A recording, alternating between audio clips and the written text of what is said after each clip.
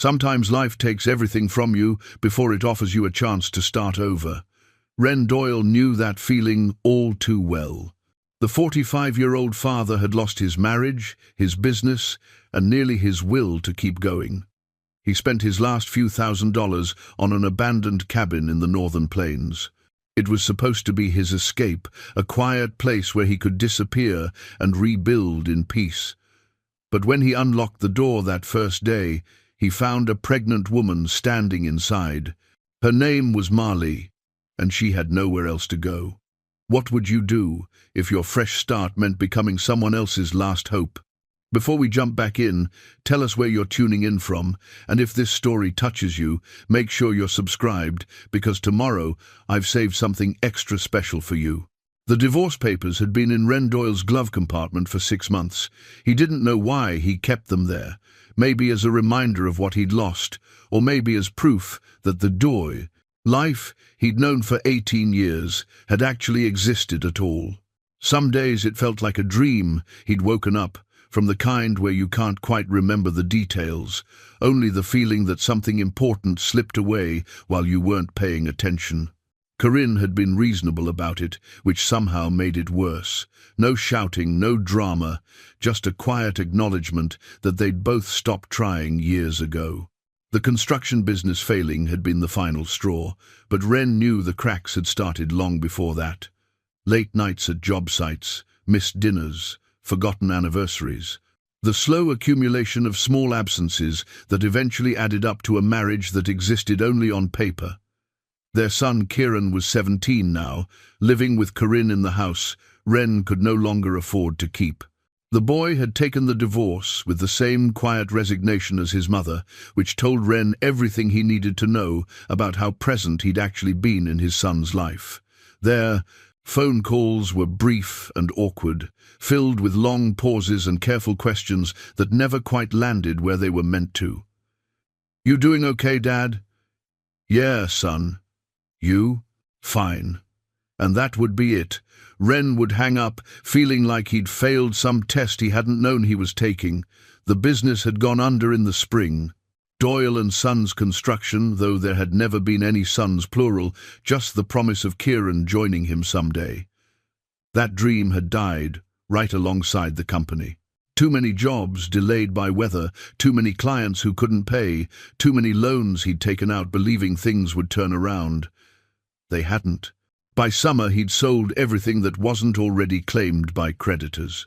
By fall, he was living in a rented room above a garage, working day labor when he could find it, and wondering what the point of any of it had been. The cabin had been a last-minute decision, a desperate one. He'd seen the listing on a bulletin board at a feed store, handwritten, faded, asking half what any property should cost.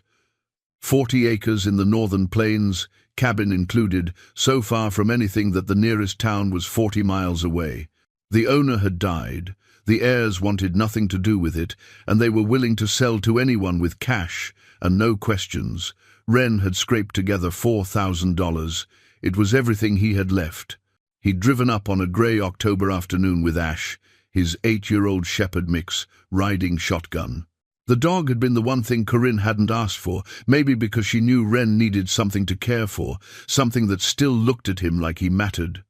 The drive north had taken 2 days. Ren had watched the landscape change through his truck windows, cities giving way to towns, towns giving way to scattered farmhouses, farmhouses giving way to nothing but grassland and sky. The plains stretched out in every direction, golden and endless under the autumn sun. It was beautiful in a way that made him ache. Beautiful and empty, and exactly what he needed. He'd stopped only for gas and bad coffee, sleeping in the truck bed with Ash curled against his side. The dog didn't ask questions, didn't judge, just pressed his warm body close and breathed steadily in the dark, and that was more comfort than Ren had felt in months. The cabin sat at the end of a rutted dirt road that barely qualified as a driveway. Ren almost missed the turn. The property was surrounded by pine and birch, the trees already losing their leaves to the coming winter. The cabin itself was small, maybe 800 square feet, with a covered porch and a stone chimney. The wood siding was weathered grey, and half the shutters hung crooked, but the roof looked intact and the foundation seemed solid. Wren had sat in the truck for a long time, just staring. This was it. This was what his life had come to. $4,000 and 40 acres of nowhere, so far from everyone who'd ever known him that he might as well have ceased to exist. Ash whined softly, sensing his mood. "Yeah, boy," Wren said quietly. "I know." He'd climbed out of the truck and pulled the rusty key from his pocket. The realtor had mailed it to him along with the deed, no ceremony, no handshake, just a manila envelope with his future inside. The key was old, the kind with an ornate head and a long shaft. It looked like it belonged to a different era, when things were built to last and people stayed in one place long enough to call it home. The porch steps creaked under his weight. Ash bounded up beside him, tail wagging, ready for whatever came next. Dogs were good that way. They didn't worry about the future, didn't mourn the past, just existed in the moment and trusted that their person would figure things out. Wren slid the key into the lock. It stuck at first, resistant after years of disuse, but then turned with a heavy click. He pushed the door open and stepped inside, and froze. There was a woman, standing in the middle of his cabin. She was barefoot, wearing jeans and an oversized flannel shirt that couldn't quite hide the swell of her pregnant belly. Her hair was dark and pulled back in a messy bun. She looked to be in her mid-30s, with sharp cheekbones and eyes that held equal parts weariness and exhaustion. She'd been folding a blanket when he walked in, and now she stood perfectly still, the blanket clutched in her hands like a shield. For a long moment, neither of them spoke. Ash pushed past Wren's legs, tail still wagging, and trotted over to investigate. The woman didn't move, but her eyes tracked the dog's approach. When Ash sniffed at her hand, she let him, her fingers uncurling just enough to scratch behind his ears. "I'm sorry," she said finally. Her voice was quiet but steady. "I didn't think anyone was coming." Wren found his voice. "This is my property. I just bought it." "I know." She set the blanket down on a table made from scrap wood and 2x4s. "I've been living here since August." He looked around the cabin properly for the first time. It was cleaner than he'd expected. A small fire burned in the stone fireplace. There were supplies stacked neatly along one wall, canned goods, a bag of rice, jugs of water. A sleeping bag was rolled up in the corner. The place smelled like wood smoke and pine, not the musty abandonment he'd anticipated. "Squatting," he said. It wasn't a question. "Yes." She didn't look away from him, didn't offer excuses or apologies beyond that first one. Just stood there, visibly pregnant and clearly with nowhere else to go, waiting to see what he'd do. Wren's mind raced. He should call someone. The sheriff, probably, though he had no idea if this county even had one. He had a legal right to his property. She was trespassing. But something about the way she stood, their shoulders back, chin up despite the fear in her eyes, made him hesitate. "What's your name?" he asked. "Marley." "I'm Wren," he gestured at the tomb. Dog, who had settled at Marley's feet like he'd known her for years. "That's Ash. He's friendly." "I can tell." The faintest hint of a smile touched her lips, then disappeared. Another silence stretched between them. Through the cabin windows, Wren could see the late afternoon sun slanting through the trees, painting everything gold. It would be dark in a few hours. Cold, too. The nights were already dipping below freezing. "When's the baby due?" he heard himself ask. "January. Early January, I think." "You think?" "I haven't seen a doctor." She said it matter-of-factly, without shame or defiance, just a statement of reality. Wren rubbed his hand over his face. This wasn't what he'd signed up for. He'd come here to escape complications, not inherit new ones. But as he stood there in the doorway of his cabin, his refuge, his last chance at peace, looking at this woman who clearly had even less than he did, he felt something shift inside him. He thought about Kieran, about all the times he'd chosen work over family, about Corinne's tired eyes in those final years, about the slow way he'd failed everyone who'd ever depended on him. Maybe he couldn't fix those mistakes. Maybe Kieran would never look at him the way he used to, and maybe Corinne would always be the one who got away. But right now, standing in this cabin with a pregnant stranger and a dog who'd already chosen sides, Ren had a choice to make. He could be the man who'd spent years letting people down, or he could be someone different. "How long have you been alone?" he asked. 3 months, more or less, and you've been managing, getting food, staying warm?" "Yes." Marley's hand moved unconsciously to her belly. "I know how to take care of myself." Ren believed her. Everything about this place, the neatly stacked firewood by the hearth, the organized supplies, the general sense that someone had been not just surviving, but actually living here, spoke to competence and determination. "Okay," he said, slowly. "Here's what we're going to do. It's getting late, and I'm tired from driving. We're both going to stay here tonight, and tomorrow we'll figure out what comes next. That work for you?" Marley studied him for a long moment, her expression unreadable. Then she nodded. "Yes, thank you." "Don't thank me yet," Ren said, but there was no harshness in it. "I still don't know what I'm doing." "That makes 2 of us," Marley replied. And despite everything, despite the failed marriage and the lost business and the son who barely spoke to him anymore, Ren almost smiled. 3 days passed in careful orbit around each other. Ren and Marley established an unspoken rhythm. She cooked breakfast while he brought in firewood. He made supply lists while she inventoried what was already there. They ate dinner on opposite sides of the small table and spoke only when necessary. It was a dance of politeness and distance, 2 people sharing space, but not yet sharing lives. On the 4th morning, Ren woke to the sound of hammering. He pulled on his boots and jacket and stepped outside to find Marley on the roof. She dragged a ladder from somewhere behind the cabin and was nailing down loose shingles, her movements careful but confident despite the swell of her belly. The early November air was sharp with cold and her breath came out in clouds. "What are you doing?" Ren called up. She didn't stop working. "There's a leak over the northeast corner. Storm's coming in tomorrow. Needs to be fixed. You shouldn't be up there." "Probably not." She drove another nail home with practiced efficiency. "But it still needs doing." Ren climbed the ladder and took the hammer from her hand. "Get down. I'll finish it." For a moment he thought she might argue. Then she nodded and made her way carefully back to the ground. Ren spent the next hour patching the roof, and when he came down, he found fresh coffee waiting and Marley splitting kindling with an axe that looked older than both of them. "You've done this before," he said.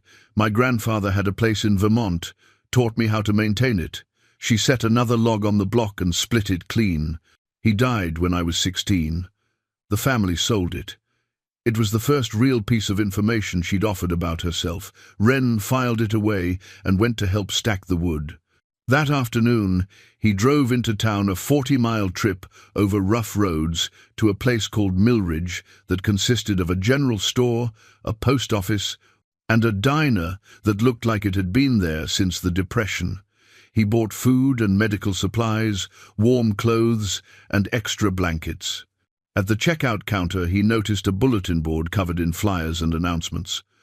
Among the lost pet posters and handyman ads, there were a few missing person notices. He studied them more carefully than he wanted to admit, but none of the faces matched Marley. None of the descriptions came close.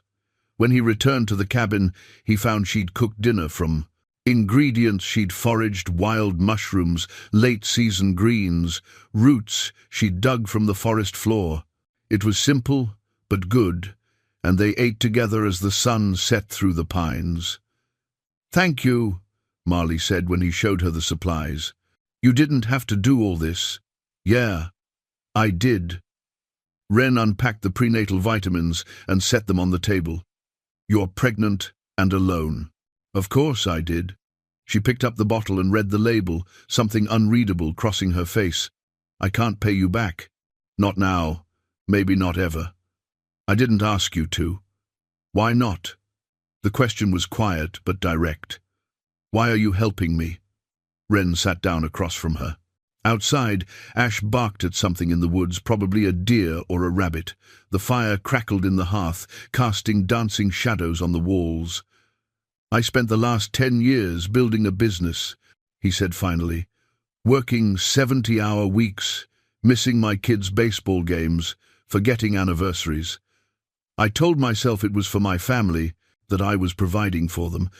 But really, I was just avoiding home because I didn't know how to be there." He looked at his hands, calloused and scarred from years of construction work. "My wife left me. My son barely speaks to me. The business failed anyway. I lost everything I thought mattered. And you know what the worst part is?" Marley waited. "I deserved it. Every bit of it. Because when people needed me to show up, I didn't." He met her eyes. "So, maybe I'm helping you because I need to prove to myself that I can actually be there for someone. Or maybe I'm just tired of failing. Either way, you're here, you need help, and for once in my life I'm not going to walk away from that." The silence that followed felt different from the careful quiet of the past few days. Heavier, more honest. "I was a nurse," Marley said, "before everything fell apart. Labor and delivery. Mostly. I was good at it." "What happened?" She looked down at her hands. "I met someone. He seemed wonderful at first, attentive, romantic, the kind of man who remembered every little thing you said." Her voice went flat. "Then we got married, and he started remembering everything I did wrong. Every place I went, every person I talked to. He wanted to know where I was every minute, who I was with, what I was thinking." Wren felt his jaw tighten but said nothing. "It got worse after I quit my job. He said we didn't need the money, that he wanted me home. But really, he just wanted me isolated. No co-workers to notice the bruises. No friends to ask questions." She touched her belly gently.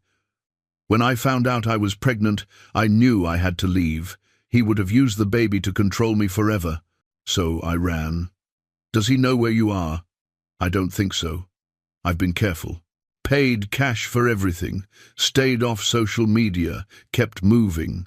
She looked up at him. "But he's looking. Men like him always look. They don't let go of what they think belongs to them." "You don't belong to anyone," Wren said, firmly. "I know that. He doesn't." She stood and walked to the window, gazing out at the darkening forest. "This cabin, I found it by accident. I was hiking through the woods, trying to put distance between me and the last town, and I saw the chimney through the trees. The door was unlocked. It was empty. It felt like providence." "How long were you planning to stay?" "As long as I could." She turned back to him. "I've been stockpiling supplies, learning the land, preparing for winter. I thought maybe I could make it through, have the baby here, figure out what comes next after that." "Alone?" Wren couldn't keep the disbelief from his voice. "You were going to give birth alone in the middle of nowhere? I've delivered dozens of babies. I know what to do." "That's different, and you know it." "Maybe." Her expression softened slightly. "But I didn't have another choice. I still don't. If I go to a hospital, there will be records. He'll find me. And if he finds me—" She stopped, the fear naked on her face for just a moment before she controlled it. Wren stood and walked over to her. "You're not alone anymore. We'll figure this out together." "Why?" The word came out almost desperate. "Why would you do this? You don't know me. This isn't your problem." "Because I've spent too many years letting people down," he said. "And I'm tired of it. You need help. I can help. It's that simple." Marley searched his face, looking for something doubt, ulterior motives, the signs she'd learned to recognize in her ex-husband. Whatever she was looking for, she apparently didn't find it, because her shoulders relaxed slightly. "Okay," she said. "Okay." That night, they sat by the fire, and Marley taught him what to look for as her pregnancy progressed. Signs of complications, when to worry, what normal looked like versus what required intervention. She was clinical about it, using medical terminology and treating her own body like a textbook case. But Ren could see the fear underneath. She was terrified of childbirth, of being found, of the future. But she was facing it anyway, with a courage that humbled him. "If something goes wrong," she said quietly, "if he finds me, he won't. But if he does, Marley." Ren waited until she looked at him. "He won't find you here. And if by some chance he does, he'll have to go through me first. I promise you that." She nodded slowly, and for the first time since he'd walked through that door 4 days ago, she smiled. It was small and fragile, but it was real. Outside, the wind picked up, carrying the promise of the storm she'd predicted. The first snow of the season would arrive by morning. Winter was coming to the northern plains, and with it, the long months of isolation that would either break them or forge them into something stronger. Ren watched the firelight play across Marley's face and realized his life had changed the moment he'd turned that rusty key. He'd come here to escape, to hide from his failures and start over in solitude. Instead, he'd found purpose, and maybe, if he didn't mess it up this time, redemption. The first snow came that night, just as Marley had predicted. Ren woke to a world transformed, 6 inches of white covering everything, the trees heavy with it, the silence profound in the way only fresh snow can create. He stood on the porch with his coffee, watching ash bound through the drifts like a puppy, and felt something close to peace. Inside, Marley was already awake, kneading dough at the makeshift counter. She'd found flour and yeast in the supplies he'd brought from town, and was making bread from scratch. The cabin smelled like warmth and comfort, like something his grandmother's house had smelled like when he was young. "Morning," she said, without turning around. "Coffee's fresh." "Thanks." He refilled his cup and sat at the table watching her work. Her movements were efficient, practiced. "You didn't have to do this." "I wanted to. Besides, we'll need bread for the next few weeks. Store-bought won't keep as well." Over the following days, they fell into a routine that felt less like strangers cohabiting and more like partners building something together. Ren spent his mornings working on the cabin, reinforcing the porch, replacing rotted floorboards, installing better insulation in the walls. Marley organized their supplies, created inventory lists, and planned meals that would stretch their resources through the winter months. In the afternoons, they worked together. Ren split firewood, while Marley stacked it under the covered section of the porch. She showed him which plants in the forest were edible, which could be used for medicine. He taught her how to use the hunting rifle he'd brought from his old life, just in case. "I don't like guns," she said, holding it awkwardly. "You don't have to like it. You just have to know how to use it." He adjusted her stance, kept his hands professional and distant. "Out here, it's a tool. Like an axe or a saw." She learned quickly, the way she seemed to learn everything with focus and determination that suggested she'd spent her life proving she could handle whatever came her way. Evenings were reserved for sitting by the fire. Sometimes they talked, sharing careful pieces of their histories. Sometimes they simply existed in companionable silence. Marley knitting baby clothes from yarn she'd salvaged from somewhere. Ren carving a wooden spoon from a piece of birch he'd found in the woods. "Why a spoon?" she asked one night. He turned the piece in his hands, studying the grain. "My dad used to make them. Said every home needed something made by hand, something that would last. After he died, I kept the ones he'd made. They're probably in a storage unit somewhere now, along with everything else I couldn't take with me. Do you miss him?" "Every day." Ren ran his thumb along the spoon's curve. "He was a good man. Steady. The kind of father who showed up for everything. I always meant to be like him, but somewhere along the way I lost track of what that meant." Marley set down her knitting. "You're showing up now. For you. Not for my own kid. Maybe this is practice." She said it gently, without judgment. "Maybe you're learning how to do it right, so when Kieran's ready to let you back in, you'll know how." The thought settled in his chest. Uncomfortable, and hopeful at the same time. A week after the first snow, Ren made another trip to town. The roads were treacherous, and the drive took twice as long. In Millridge, he bought more supplies and stood in line at the post office to mail a letter to Kieran, something he'd been doing monthly since the divorce, even though his son rarely wrote back. At the diner, he ordered lunch and listened to the conversations around him. Two ranchers discussing cattle prices, a woman complaining about the school board, a young couple planning their wedding. Normal people living normal lives, unaware that just 40 miles away, a man and a pregnant woman were building something fragile and necessary out of desperation and hope. He called Kieran from the payphone outside the general store. The boy answered on the fourth ring. "Hey, Dad. Hey, son. How are you?" "Fine. School's okay. Mum's boyfriend is teaching me to change the oil in his truck." Ren swallowed the jealousy that rose in his throat. "That's good. Important to know how to do that." "Yeah." A pause. "You still in that cabin?" "Yeah." "Is it nice?" Ren looked out at the grey November sky, the snow-covered streets of this town that wasn't his home, but was the closest thing to civilization he had. "It's quiet, peaceful. I think you'd like it. Maybe I could visit sometime." "I'd like that." Ren's voice came out rougher than he intended. "I'd really like that, Kieran." "Okay, well, I gotta go. Mum's calling me for dinner." "Sure. I love you, son." "Love you too, Dad." The line went dead. Ren stood there with the receiver in his hand, that brief conversation playing over in his mind.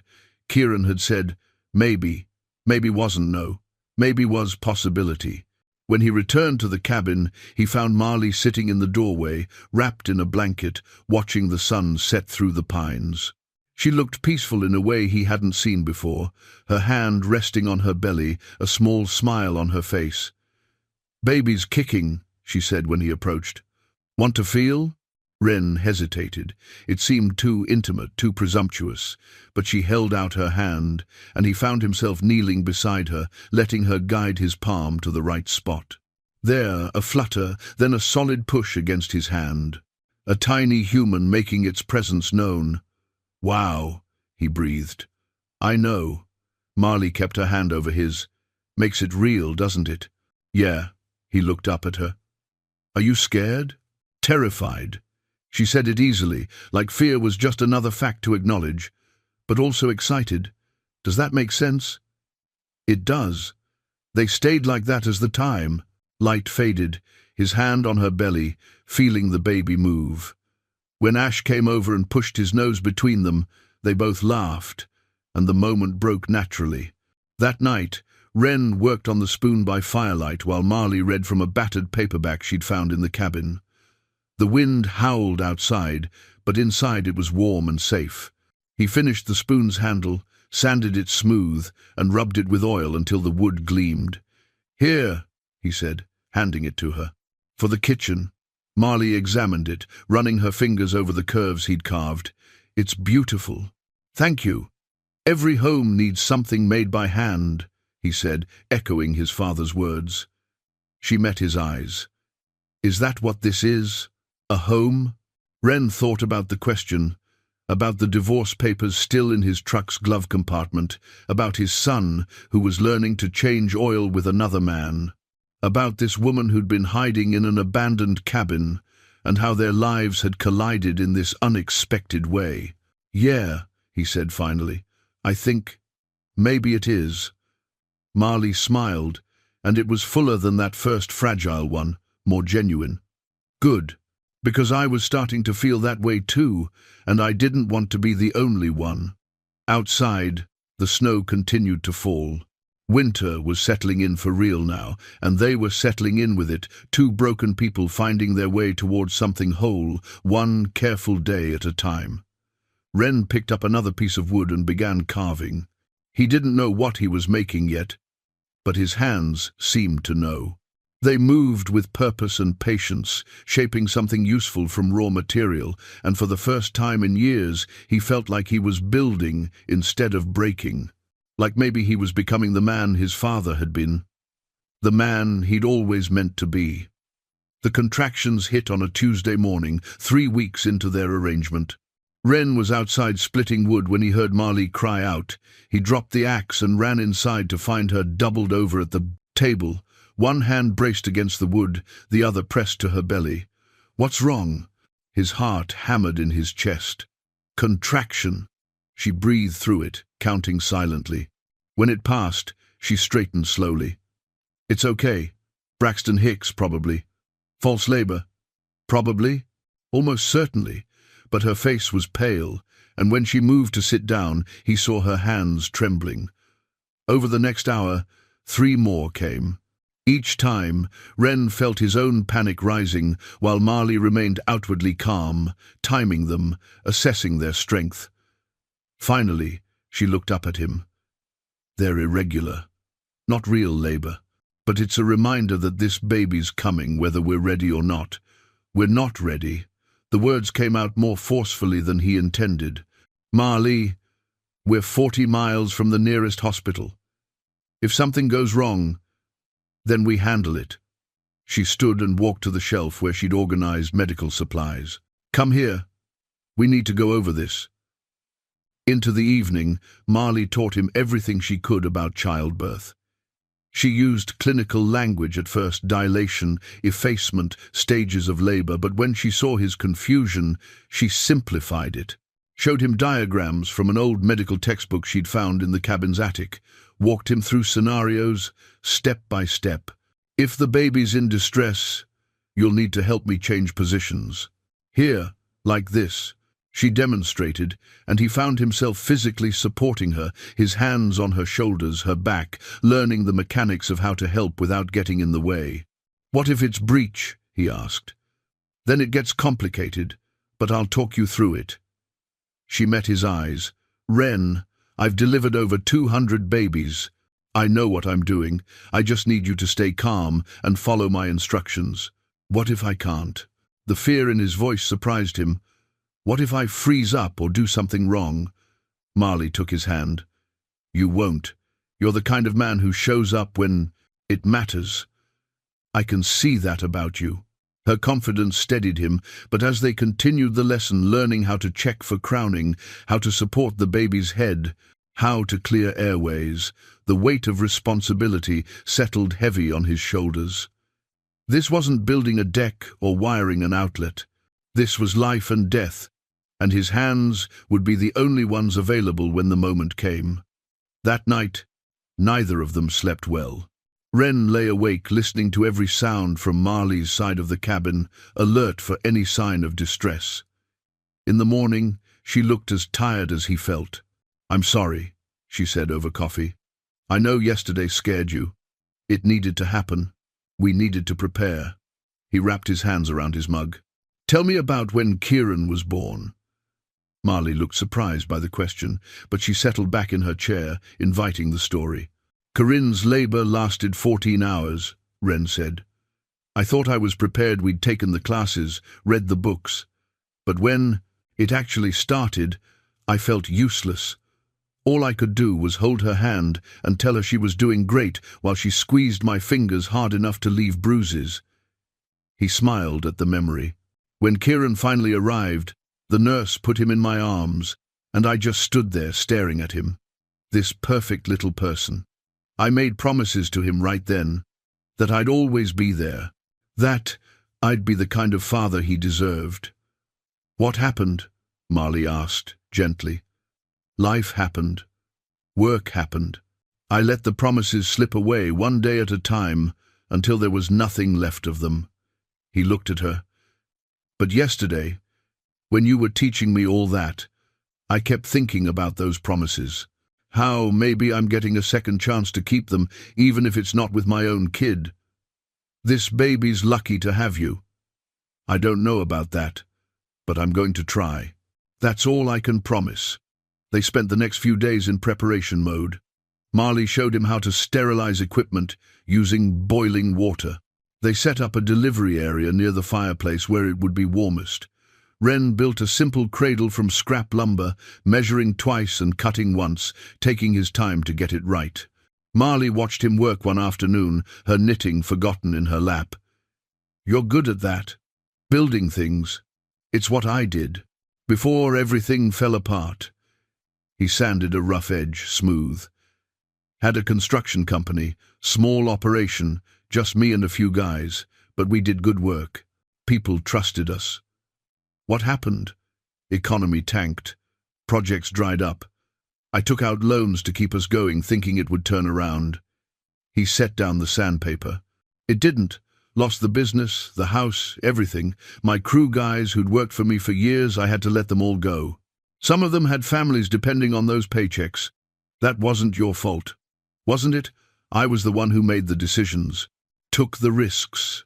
He picked up the cradle, examining his work. "Maybe I was just meant to fail at everything that mattered." "You're not failing now." Marley's voice was firm. "You're building something that will keep a baby safe. That matters." He carried the cradle over and set it beside her chair. It was simple but sturdy, with smooth rails and a gentle curve to the base that would allow it to rock. Marley ran her hand along the wood, and her eyes went bright with tears. She blinked away quickly. "It's perfect," she whispered. That evening, as they sat by the fire, Marley grew quiet. Wren had learned to recognize her moods by now, when she wanted to talk and when she needed silence. This was neither. This was the quiet of someone working up courage. "His name is Dallin," she said finally, "the baby's father." Wren didn't move, didn't speak, just listened. "Dallin Vries. He's a lawyer in Boston. Successful, respected, active in his church. Everyone thinks he's wonderful." Her hands twisted in her lap. "The first time he hit me," he cried afterward. Said he didn't know what came over him. Blamed stress from work, promised it would never happen again. But it did. It always does, doesn't it? She looked at him. "I left twice before. Both times he found me, convinced me to come back, said he'd change. And I believed him because I wanted to believe him. Because admitting I'd married a monster was harder than pretending the monster was really a man. You got out. That's what matters. Did I?" Marley touched her belly. "Or did I just take the prison with me? Because every day I'm afraid he'll find me. Every car I hear on that distant road, every stranger I imagine in the woods, I think it's him, coming to take me back." Wren moved to kneel in front of her chair, bringing himself to her eye level. "Listen to me. You're not going back. You're not a prisoner. You're a woman who was brave enough to save herself and her baby. And I promise you, Marley, as long as I'm breathing, he's not going to hurt you again." She searched his face, looking for doubt or false bravado. Finding neither, she reached out and took his hand. "Thank you," she said, "for showing up, for staying, for all of it. You don't have to thank me." "Yes, I do. Because you didn't have to care, but you chose to anyway. That means something." Outside, Ash barked at the night. The fire crackled. Snow began to fall again, soft and steady, covering the world in white. Inside the cabin, two people who'd been strangers weeks ago sat together in the warmth, building trust, one honest moment at a time. And in the corner, the cradle waited empty now, but not for long. The text message arrived on a Wednesday in mid-November, shattering their carefully built peace. Wren had driven into Millridge for supplies, leaving early to beat an approaching storm. The town was quiet, the diner nearly empty, the streets already showing patches of ice. He bought what they needed: flour, coffee, lamp oil, more medical supplies, and was loading the truck when he overheard two men talking outside. "The hardware store. They're saying he was last seen heading north," one of them said. "Some kind of manhunt in Montana." "What'd he do?" "Beat his girlfriend half to death. She's in intensive care. They got a warrant out for him now. Assault, attempted murder. Guy's a real piece of work." Wren's hands stilled on the bag he was holding. "Excuse me," he called over. "You said Montana?" The man nodded. "Yeah, just over the border. They think he might be heading into the Dakotas or Wyoming. State police are looking for him." "What's his name?" Didn't catch it. Some domestic situation that went bad. You know how it is. Happens more than people like to admit. Wren finished loading the truck, his mind racing. Montana wasn't far, a few 100 miles at most. And there were plenty of men who hurt women, plenty of manhunts that had nothing to do with Marley. But the uneasiness that had settled in his gut wouldn't let go. He made the drive back faster than he should have. The truck, fishtailing on icy patches.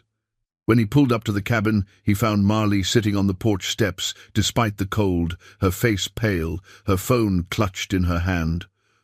What happened? He was out of the truck before the engine stopped. She held up the phone without speaking. On the screen, a single text message. I know you're in the north.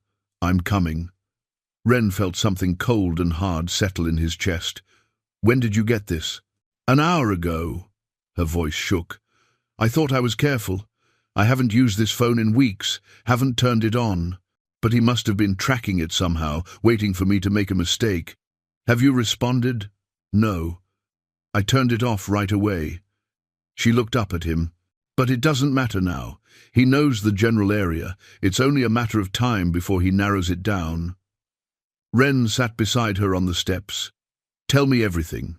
His full name, what he looks like, what he drives, everything you know. Over the next hour, Marley told him. Dallin Vries was 38, tall and fit. With dark hair he kept short, and a smile that had charmed her into ignoring every warning sign. He drove a black Audi, or at least he had when she'd left. He was intelligent, methodical, and absolutely relentless when he wanted something. He'll find me, she said. Maybe not today or tomorrow, but he'll find me. That's what he does. He always finds me. Not this time. Wren stood and pulled her gently to her feet. Come on. Let's get you inside where it's warm. The cabin suddenly felt different, less like a refuge and more like a position that needed defending. Wren looked at it with new eyes, assessing sightlines and approaches, weak points and strengths. The isolation that had seemed like a blessing now felt like a vulnerability. No neighbors to call for help. No police station within easy reach. Just 40 acres of forest and the two of them. That night, while Marley tried to sleep, Wren sat at the table with paper and pencil, drawing rough maps of the pass. Property. The cabin sat in a small clearing with forest on 3 sides, and the access road approaching from the east. There were good sightlines from the porch and windows. The trees would make it hard for someone to approach unseen in daylight, but at night, in the dark, anyone could get close. He thought about the hunting rifle in the corner, about the axe by the woodpile, about the fact that he was 45 years old and hadn't been in a real fight since high school. But he also thought about Marley's face when she'd shown him that text message. The fear, yes, but also the resignation. The look of someone who'd been caught before and expected to be caught again. He wouldn't let that happen. Over the next few days, Wren worked on fortifying their position. He reinforced the cabin doors with additional brackets and locks, cleared brush from around the perimeter to improve visibility, set up a simple alarm system using fishing line and tin cans at the main approaches to the property. It was crude, but effective. Anyone trying to sneak up at night would make noise. Marley watched him work with a mixture of gratitude and guilt. You shouldn't have to do this, she said one afternoon. This isn't your fight. Yes, it is. Wren hammered another nail into the doorframe. You're here. That makes it my fight. But why? I still don't understand why you're doing all this for me. He set down the hammer and turned to face her. You want the honest answer? Because I spent years failing the people I was supposed to protect. I couldn't keep my marriage together. I couldn't save my business. I couldn't be the father my son needed. But this, he gestured at the cabin, at her, at everything they'd built. This I can do. I can keep you safe. I can be here when it matters. And maybe that won't fix all my other failures, but at least it's something. You're not a failure, Wren. Tell that to my ex-wife. Or my kid, who barely talks to me. He picked up the hammer again. No, I failed at the things that should have mattered most. But I'm not going to fail at this. That evening, as they sat by the fire, Marley said quietly, "My father was in the military. He served 3 tours overseas. When he came back, he wasn't the same person my mother had married. He was angry all the time, couldn't hold a job, drank too much." She paused. "One night, he hit her. Just once. The next morning, he packed a bag and left. We never saw him again. I'm sorry. I used to think he left because he was weak, because he couldn't control himself and didn't want to hurt us again." She looked at Ren. "But now I think maybe he left because he thought it was the only way to protect us from himself. That's a hard thing to carry." "It is. And when I met Dalin, I told myself I'd never let anyone treat me the way my father treated my mother. I'd see the signs. I'd leave at the first hint of violence." She laughed bitterly. "But it doesn't work that way, does it? It's not one big moment. It's 1,000 small ones, little compromises, tiny warnings you tell yourself aren't really warnings. And by the time you realize what's happening, you're already caught." Ren reached over and took her hand. "You got out. That's more than a lot of people manage. I ran. There's a difference." "No, there isn't. Running away from danger is just another word for survival. And survival takes courage." Outside, the wind picked up, rattling the shutters they'd reinforced. Ash lifted his head from where he lay by the fire, ears pricked, then settled back down. False alarm. But Ren knew it wouldn't always be false. Eventually, the threat would become real. Dalin would come, or someone else would, and when that happened, everything they'd built here would be tested. He looked at Marley, 7 months pregnant and braver than she knew, and made a silent promise. Whatever came through that door would have to go through him first. And he wasn't going to move. The compass had belonged to Ren's father. He found it in a box of his belongings he'd shoved in the truck bed before leaving his old life behind, things too important to sell, but too painful to look at. The brass was tarnished, the glass face scratched, but the needle still pointed true north. His father had carried it through Korea, brought it home and kept it on his desk for 40 years. When Ren was a boy, his father would let him hold it, would explain how a man needed to know which direction he was heading, even when the path got difficult. "A compass doesn't make the journey easier," his father had said. "It just reminds you where you meant to go." Ren sat on the porch in the weak December sunlight, turning the compass over in his hands. Marley was inside, resting. The baby had been active all morning, keeping her awake, making her back ache. He'd noticed she moved more slowly now, one hand always supporting her belly, her breath coming shorter with even simple tasks. Time was running out. Not just the threat of Dalin finding them, but the more immediate reality that Marley was going to give birth in a matter of weeks, possibly in the middle of winter. Miles from any medical help. The weight of that responsibility pressed on him constantly now. "What are you thinking about?" Marley's voice came from the doorway. She'd wrapped herself in the quilt from her bed, her hair loose around her shoulders. "My dad," Ren held up the compass. "He was in the war, Korea. Didn't talk much about what he saw there, but sometimes at night I'd hear him pacing, couldn't sleep. My mother would sit with him until dawn." Marley lowered herself carefully onto the step beside him. "What was he like?" "Steady. That's the word that always comes to mind. No matter what happened, lost jobs, money troubles, my sister getting sick, he just handled it, never panicked, never ran, just stood his ground and dealt with whatever came." Ren rubbed his thumb over the compass face. "I always wanted to be like him, but somewhere along the way I forgot how. You're being like him now. Am I? Or am I just trying to make up for all the times I wasn't? Does it matter?" Marley pulled the quilt tighter around herself. "Either way, you're here. You're standing your ground." They sat in silence for a while, watching Ash chase something through the snow. The dog was happy here, Ren had noticed. Happier than he'd been in the city, cooped up in that garage apartment.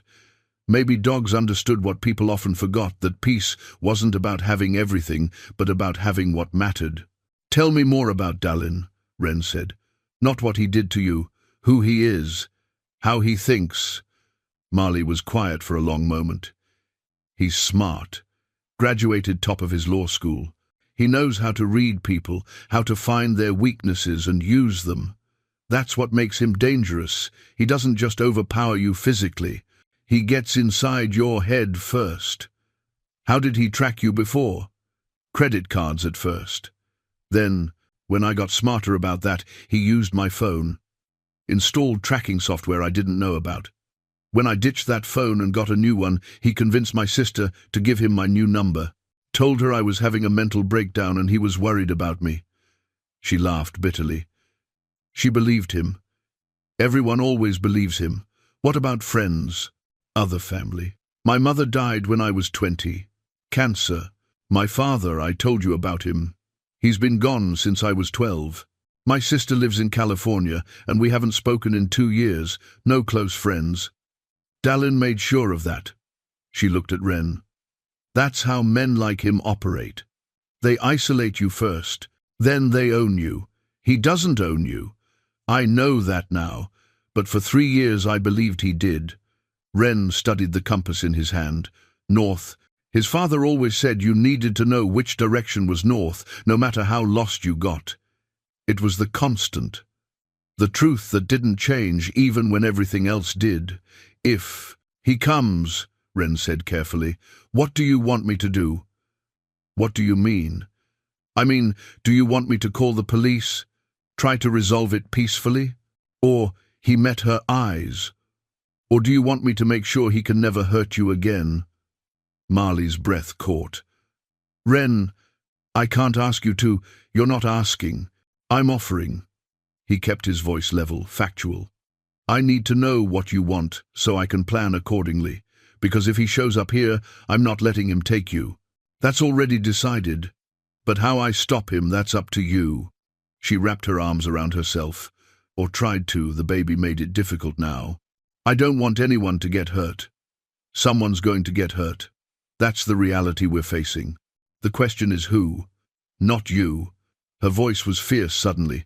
I won't have you hurt because of me. Then tell me what you want me to do. Marley looked out at the forest, at the endless white stretching in every direction. I want to be free. Really free. Not looking over my shoulder for the rest of my life. Not afraid every time someone knocks on a door or calls my name. She turned back to him. I want my daughter to grow up without fear hanging over her. Without a father who would use her as a weapon against me. Okay. Ren tucked the compass into his pocket. Then that's what we'll make happen. That night, he couldn't sleep. He lay in his sleeping bag, listening to the cabin settle around him, and thought about violence. He'd never been a violent man, had gotten into exactly 3 fights in his entire life, once in 8th grade, once in high school, once in a bar when he was 22. He'd won the first 2 and lost the 3rd. The experience had taught him that fighting was messy and painful and rarely solved anything. But he also knew that sometimes violence was the only language certain people understood. His father had known that, had carried that knowledge home from Korea in ways that woke him pacing at night. Near midnight, Marley stirred. Ren heard her get up, heard her moving carefully in the dark. Then her voice soft. Ren? You awake? Yeah. Can't sleep either? No. She came and sat on the floor beside his sleeping bag, her back against the wall.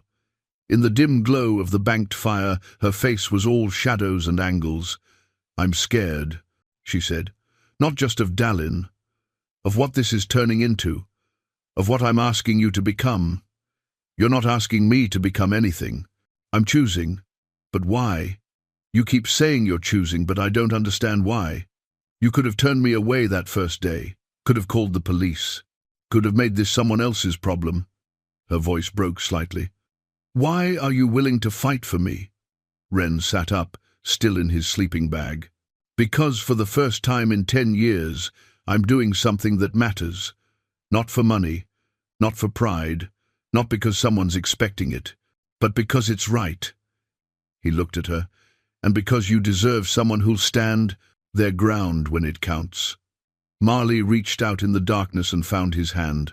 They sat like that for a long time, not speaking, just holding on while the fire burned low and the night pressed close around them.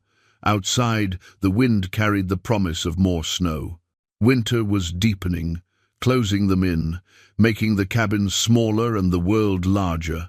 Whatever was coming would come soon. They both felt it. But for now, they had this moment, this quiet, this peace. And Wren intended to fight for every moment more they could get. The woman arrived on a clear December morning when the sun made the snow blindingly bright.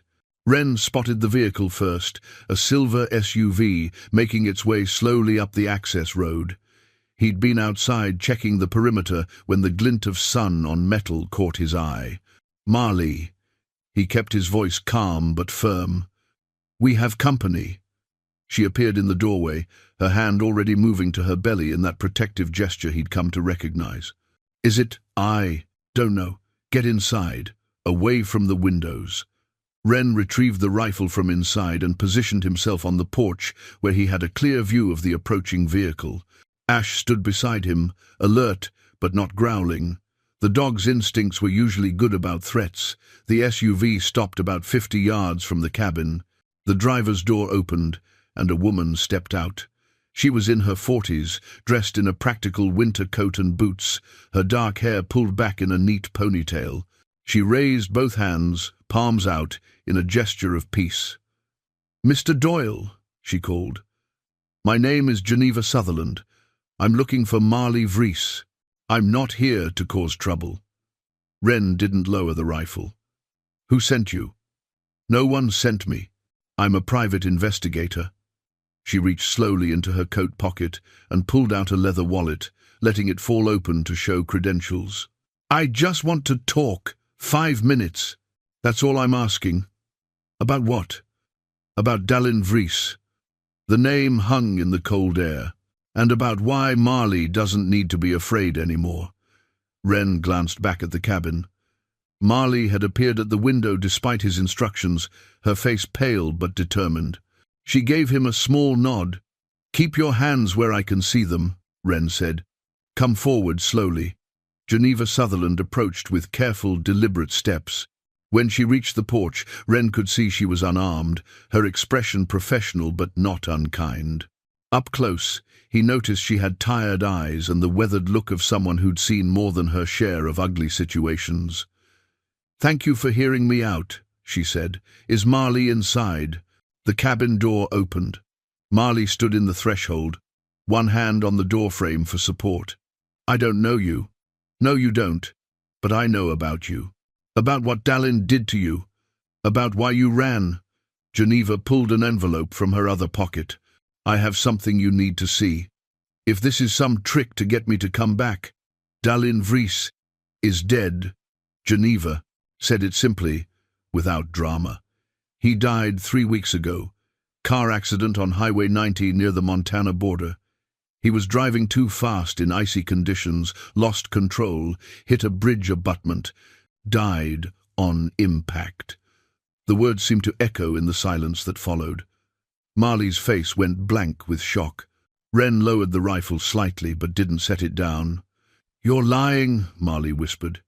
Geneva held out the envelope. "Death certificate, police report, newspaper articles. It's all here. I'm sorry to deliver the news this way, but I figured you'd want proof." Wren took the envelope and opened it. Inside were official documents, photocopied news articles with photos. He scanned them quickly, then showed them to Marley. Her hands shook as she read. "I don't understand," she said. "If he's dead, why are you here?" "Because I was hired to find you. Not by Dalin, he hired me 6 weeks before he died, but I lost your trail in Nebraska. After he died, someone else contacted me, someone who wants to help you." "Who?" Geneva's expression softened. "Your family. Specifically, your uncle on your mother's side, Harrison Sutherland. He's my cousin, which is how he knew to hire me. Marley shook her head. I don't have family. My mother's dead. My father's gone. My sister wants nothing to do with me. Your sister was wrong about you. She knows that now. And your uncle never stopped looking for you, even after you married Dallin. Especially after. Geneva took a breath. Your family isn't perfect, Marley. They made mistakes. They should have supported you when you married Dallin, even if they didn't approve. They shouldn't have cut you off. But they want to make that right now. Now that I'm pregnant and alone and Dallin's conveniently dead, now that they know the truth about what he did to you. Your uncle hired a private investigator after Dallin died, different one, before me. That investigator found hospital records, police reports you filed and then withdrew, statements from neighbors, evidence of everything Dallin put you through. Geneva's voice was gentle now. They know, Marley. They believe you, and they want you to come home. Ren watched Marley's face cycle through emotions, shock, disbelief, anger, something that might have been hope. She looked at him, and he saw the question in her eyes. What do they want? He asked Geneva. To offer support, financial help, a safe place for Marley and the baby, medical care. Geneva pulled out a business card.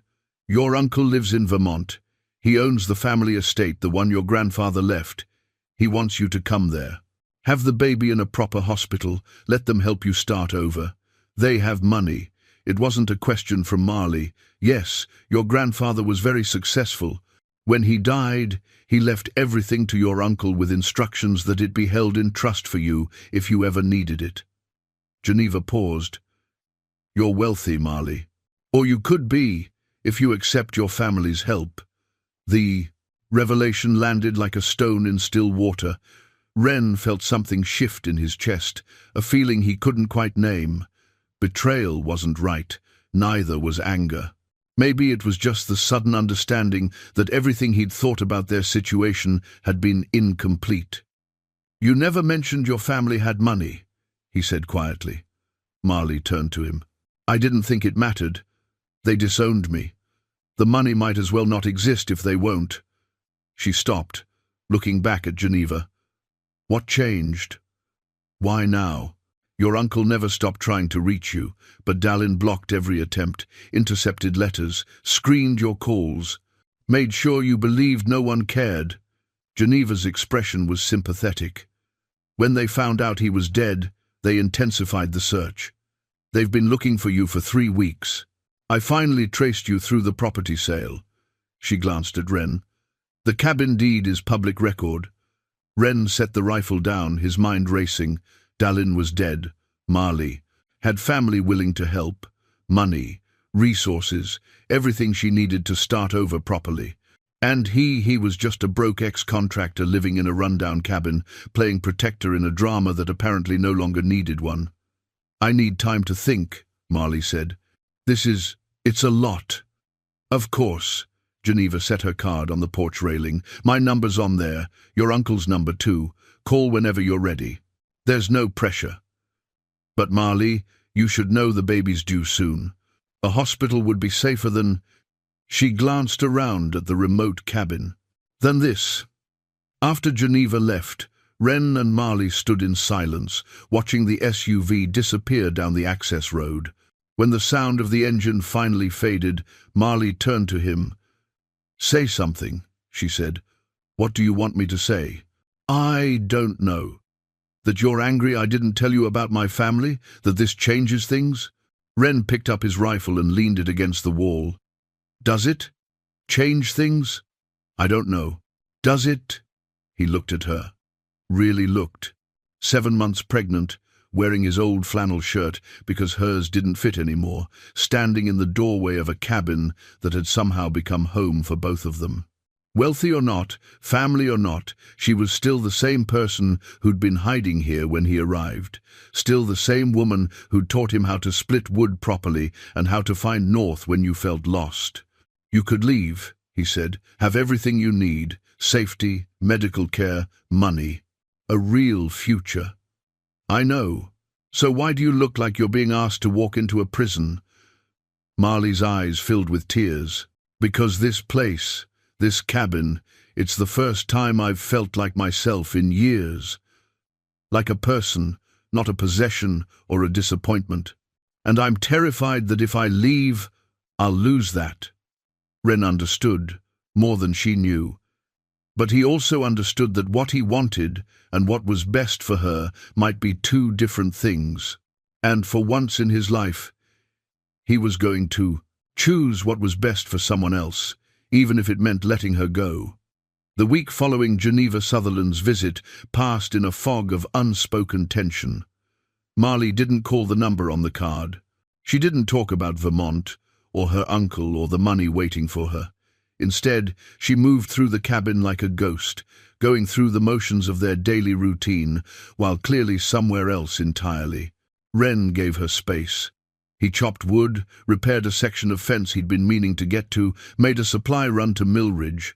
When he returned, he found her standing at the window, the business card in her hand. "I called my uncle," she said without turning around. "We talked for 2 hours. Ren set down the supplies. And," he apologized, "for not fighting harder to stay in my life when I married Dallin. For believing Dallin when he said I didn't want contact with the family. For," her voice broke, "for everything. What did you tell him? That I needed time. That I couldn't make any decisions right now." She finally turned to face him. "He wants me to come for Christmas. Says my sister will be there, that they want to meet the baby. That's good. Family matters." "Does it?" The question came out sharp. "Where were they when I needed them? When Dallin was—" She stopped, pressed her hand to her belly. "I'm sorry. I'm just angry. At everyone. At myself most of all. For what? For not telling you about them. For letting you think I was just some homeless pregnant woman with nowhere to go. For," she gestured helplessly at the cabin, "for letting you build all this when I could have just called my uncle months ago and had everything I needed." Ren crossed the room and sat at the table. "You want to know what I think? I'm not sure. I think you didn't call your uncle for the same reason you didn't go to the police or check into a shelter. Because you've learned the hard way that institutions and family and official channels don't always protect you. Sometimes they're part of the trap." He met her eyes. "You survived by trusting yourself, your instincts, and those instincts brought you here. To an abandoned cabin in the middle of nowhere. To a place where you could breathe, where you could be yourself without someone watching every move.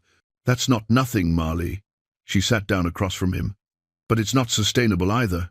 The baby's coming in 6 weeks, maybe less.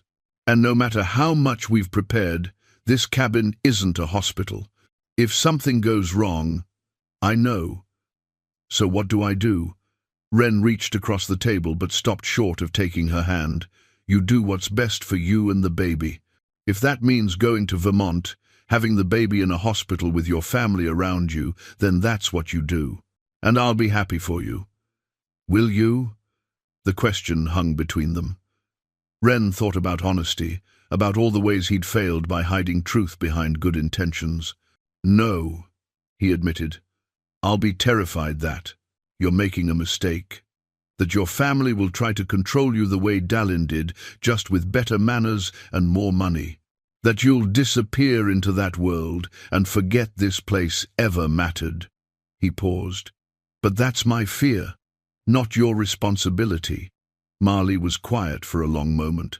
"And if I stay, then we do this together. We have the baby here, we figure out what comes after, and we build whatever kind of life makes sense." He finally took her hand. "But you need to choose for the right reasons. Not because you're afraid of your family, or because you think you owe me something. You don't owe me anything, Marley. You never did." That evening, Ren drove into town and called Kieran from the payphone. The boy answered on the second ring. "Dad? Everything okay?" "Yeah. Just wanted to hear your voice." Ren watched the sun set over Millridge's main street. "How's school?" "Good. I got an A on my history paper. The one about the Korean War." "That's great, son. Your grandfather would be proud. I wrote about him, actually.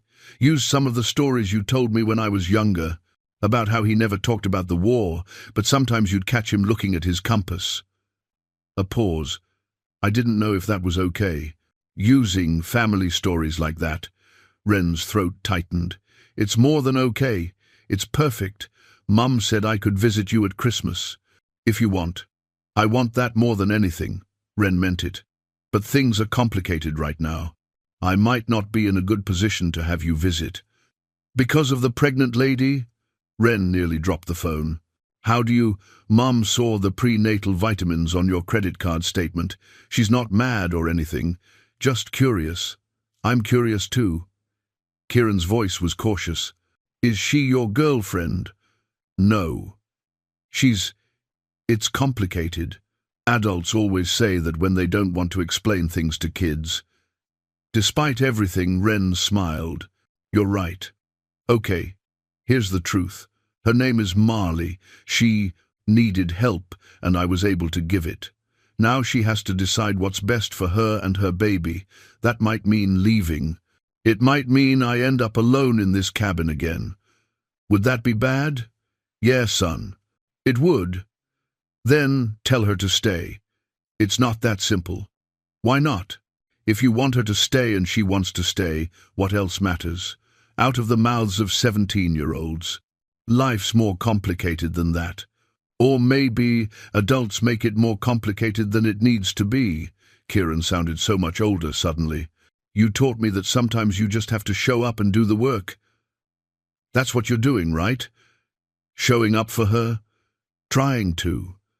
Then keep trying.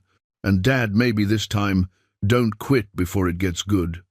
After he hung up, Wren sat in the truck for a long time, those words echoing in his head.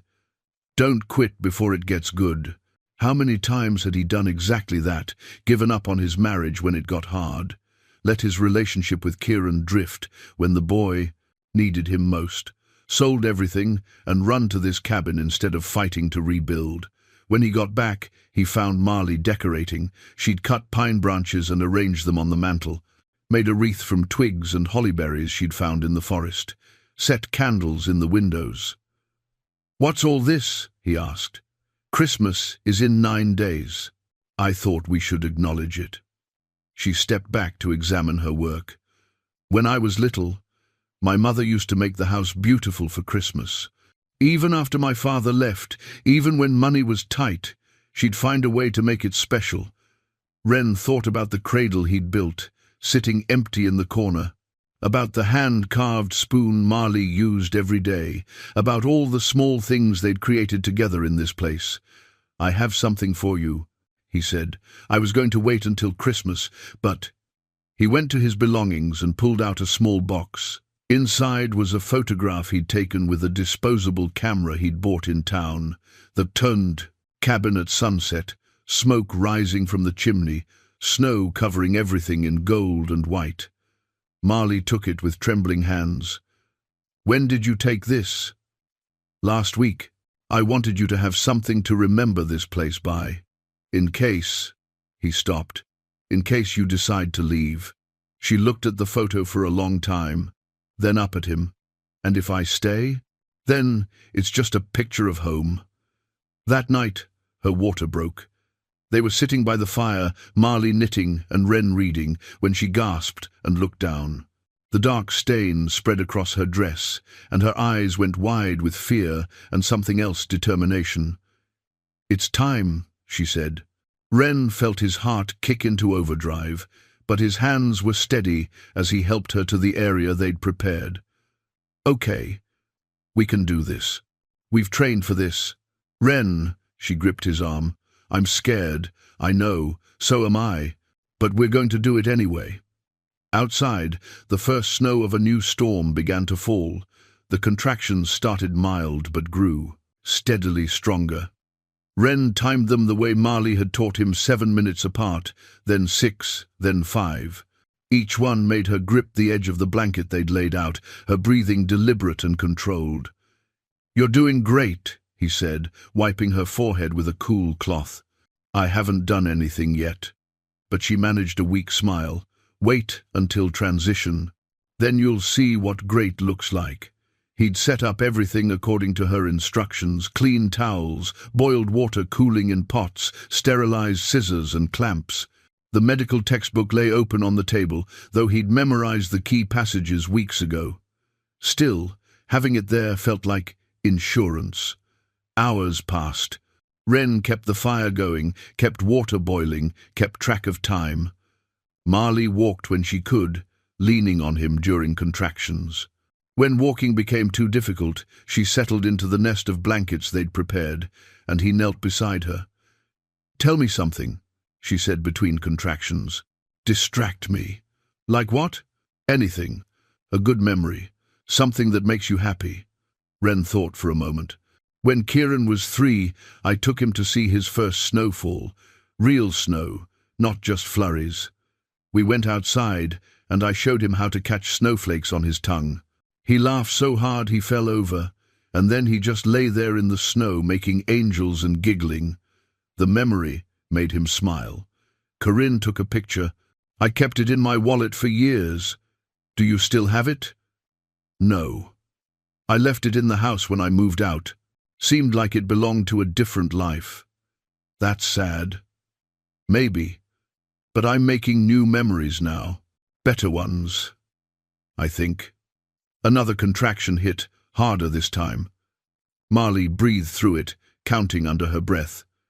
When it passed, she looked exhausted. "How far apart now?" she asked. 3 minutes. "Getting close then?" She shifted position, trying to get comfortable. "Wren, if something goes wrong." "Nothing's going wrong. But if it does, you save the baby. You understand? Whatever choice you have to make, you choose the baby. I'm not choosing between you. We're both getting through this. Promise me." He looked at her, at this woman who'd been a stranger 2 months ago, and now felt like the most important person in his world, and made a promise he prayed he wouldn't have to keep. "I promise." Midnight came and went. The contractions grew closer, more intense. Marley's composure began to crack around the edges. She cried out during the worst ones, gripping Wren's hand hard enough to leave marks. "I can't do this," she gasped. "It's too much. I can't." "Yes, you can. You're the strongest person I know." He brushed hair from her sweaty face. "And you're not alone. I'm right here. I'm not going anywhere." Around 2 in the morning, she told him to check. His hands shook as he did, but his voice stayed calm. "You're at 8 centimeters. Almost there." Almost isn't enough. But she bore down through. The next contraction anyway, her strength returning from some reserve he couldn't fathom. At 3:15, everything changed. Marley's face went pale, her body rigid. "Something's wrong. The baby, the position isn't right. I can feel it." Wren's training kicked in. He checked again, and his stomach dropped. The baby was presenting wrong, not quite breech, but not ideal either. "What do I do?" "Help me change positions, hands and knees. Might give the baby room to turn." They worked together, Wren supporting her weight while she repositioned. The next contraction came hard and brutal. Marley screamed a raw, primal sound that echoed through the cabin and seemed to shake the walls. "I need to push," she panted.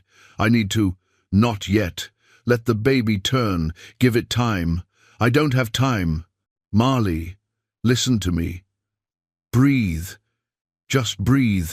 Your body knows what to do. Trust it." She looked at him with wild eyes, but she listened, breathed through the urge to push. Let her body do its work. Minutes stretched into eternity. Wren checked again and felt the shift the baby had turned was crowning now. "Okay.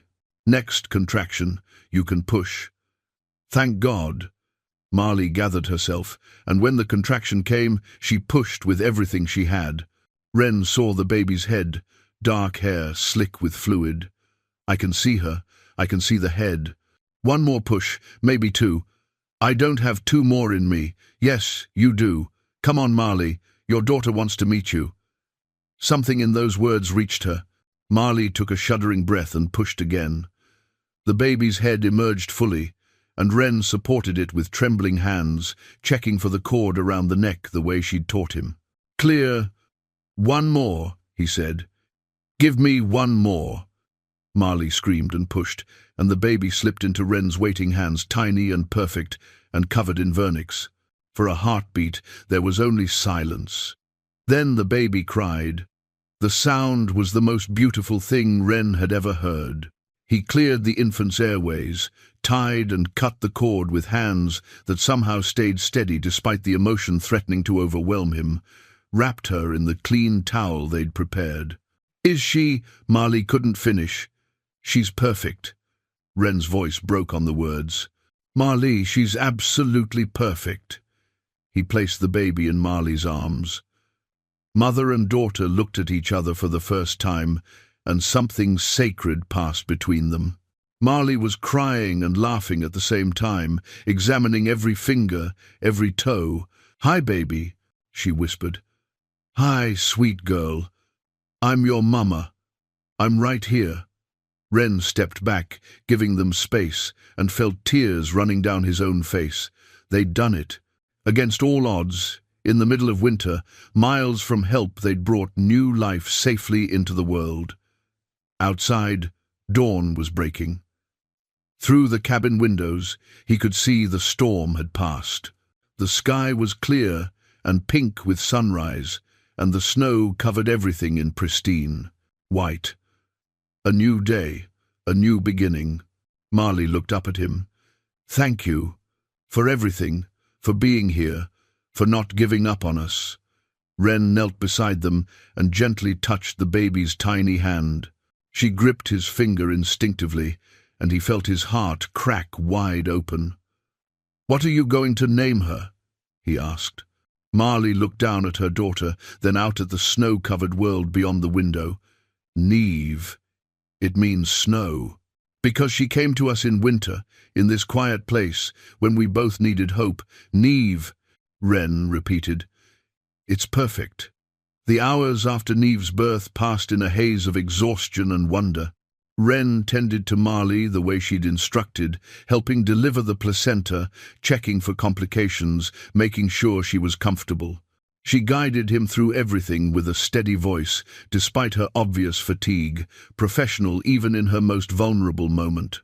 When he was certain both mother and baby were stable, Ren finally let himself collapse into the chair, by the fire. His hands were still shaking. His shirt was stained with blood and fluids he tried not to think about too much.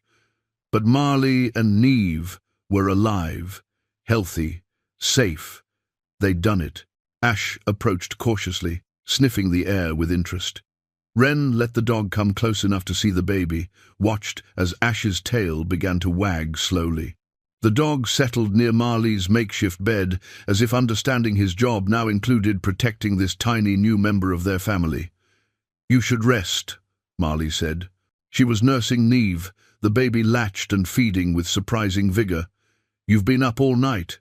So have you. I don't have a choice. She needs to eat every couple hours." Marley stroked Neve's dark hair. "But you need sleep. I'll be fine for a few hours." Ren started to argue, then recognized the futility. He was running on adrenaline and willpower, and both were fading fast. "Wake me if you need anything. Anything at all." "I will." He stretched out on his sleeping bag, but kept his boots on just in case. Sleep came immediately, heavy and dreamless. When he woke, sunlight was streaming through the windows, and the cabin smelled like coffee. He sat up to find Marley at the table, Neve sleeping in the cradle beside her. She looked tired but more alive than he'd ever seen, her eyes bright, color in her cheeks, a quiet joy radiating from her. "You made coffee?" he asked. "She slept for 3 whole hours. I couldn't believe it." Marley poured him a cup. "I fed her, changed her, and she just went back to sleep. Like this is all perfectly normal." "Maybe for her it is." Ren accepted the coffee gratefully. "How are you feeling?" "Sore, exhausted, like I got hit by a truck." She smiled, "and happier than I've been in my entire life." They sat together in the morning light, watching Neve sleep. The baby was swaddled in the blanket Marley had knitted, her tiny face peaceful. Every few seconds she'd make small movements, a flutter of her eyelids, a twitch of her lips, and both adults would lean forward, mesmerized. "I need to tell you something," Marley said quietly. "I've made a decision." Wren's stomach tightened. "About Vermont. About everything." She set down her coffee. "I'm going to call my uncle, accept his help, go to Vermont with Neve." The words landed exactly as Wren had known they would, necessary, right, and devastating all at once. "That's good," he managed. "That's the right choice." "Is it?" She looked at him directly. "Because it doesn't feel right. It feels like I'm running away again." "You're running toward something this time. Family, security, a real future for Neve. But I'm leaving you. I'll be fine.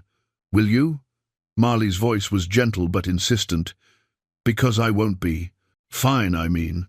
I'll be in Vermont with every resource I need, and I'll be thinking about this cabin every single day. About you, about what we built here." Wren stood and walked to the window. Outside, the world was white and clean and empty. What we built was temporary, a shelter from the storm. But the storm's over now, Marley. Dallin's gone. You have family waiting.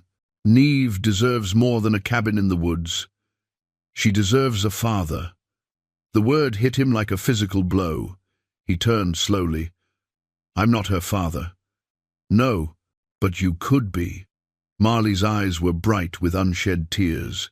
"If you wanted to be. If you chose to be. That's not how it works, isn't it? You showed up when it mattered. You protected us. You delivered her. You're the only man she's ever going to remember being there at the beginning." Marley stood carefully, walked to the cradle, and lifted Neve. "Come here. Hold your daughter." "Marley, hold her." Wren approached like he was approaching something holy. Marley placed Neve in his arms, adjusting his hold until it was secure. The baby stirred but didn't wake, her tiny weight somehow both substantial and impossibly light. "Look at her," Marley said. "Really look at her." He did. Neve's face was perfect miniature features that would grow into beauty someday. Dark lashes against pale skin. Tiny fists curled near her chin. She smelled like milk and baby soap, and something indefinable that made his chest ache. "I see her," he whispered. "Do you want to be in her life? More than anything, then come with us. To Vermont. Meet my family. Let them help you too. You don't have to stay in this cabin alone, Wren.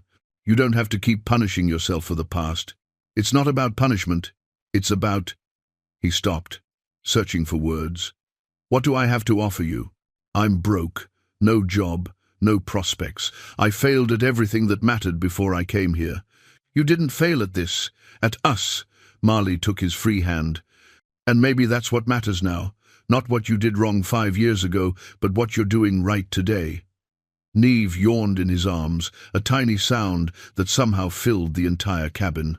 Her eyes opened briefly, deep blue, unfocused, and seemed to look right, through him, to whatever it was babies saw when they looked at the world.